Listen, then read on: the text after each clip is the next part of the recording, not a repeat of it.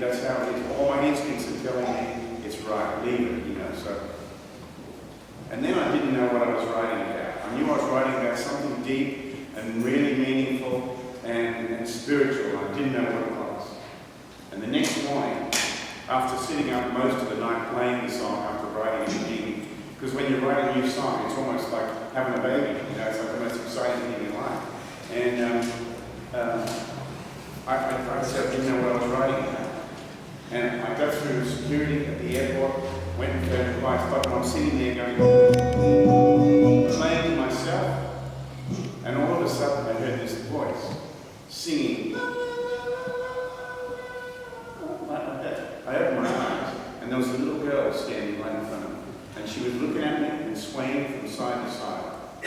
And my first thought was, where are your parents? It's a little girl standing in front of a stranger playing guitar, and she was completely unafraid. Wow, you know.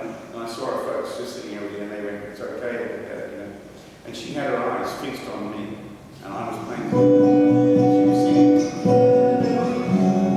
and I was so moved by this little person.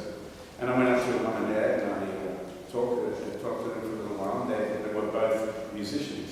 And they said, she dances all the time. She doesn't know how to stand still. She just dances and moves and sings all the time. Wow, what an amazing little girl. And when I looked in her eyes, I saw an older, much older soul. And I said, what's your daughter's name? And she said, Ruby. I said, that's it. And so the song is Ruby's Eyes. And I got down on my knees in front of her and I said, Ruby, I've just written you a song. I don't even know why, but it's your song, you know. And funny thing is, 3 years later, I was looking at a little book that I had been reading on that tour called The Treasure Principle. And there was a boarding pass as a bookmark.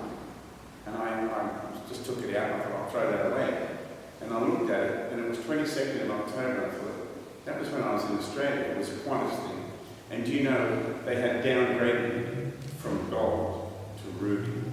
And then on the boarding pass, it said, Ruby.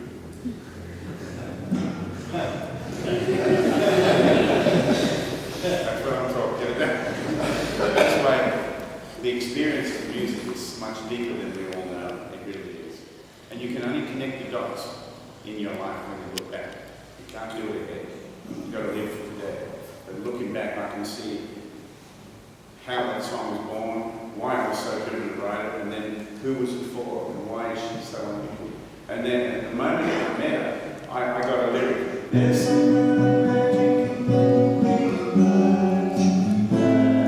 got that lyric straight away, and then I was so glad that I didn't change the melody and make it more complicated.